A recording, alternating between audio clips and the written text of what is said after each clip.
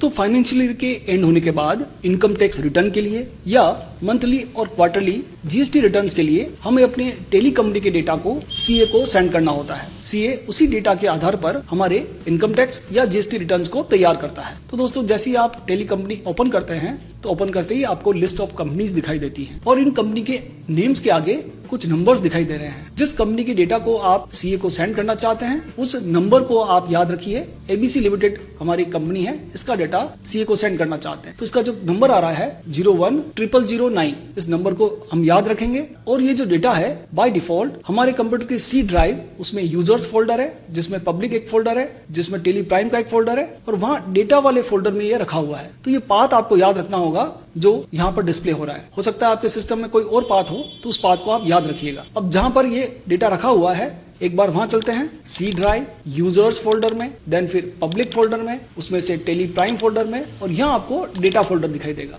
इस फोल्डर में उस कंपनी का जो नंबर था 010009, इस फोल्डर को सेलेक्ट कीजिए और इसे डायरेक्टली हम सीए को नहीं सेंड कर सकते, इसके लिए इसे कंप्रेस करना होगा, इसकी साइज को छोटा करना होगा। राइट बटन क्लिक कीजिए और सेंड टू में जाइए। सेंड टू में आपको मिलेगा कंप्रेस्ड जिप्ड फोल्डर। जैसे आप इस ऑप्शन को यूज करेंगे आपकी कंपनी का डेटा फोल्डर जिप्ड हो चुका है, कंप्रेस्ड हो चुका है। अब इस फोल्डर को सीधे सीधे मेल कर सकते हैं या व्हाट्सएप के माध्यम से भी अपने सीए को सेंड कर सकते हैं।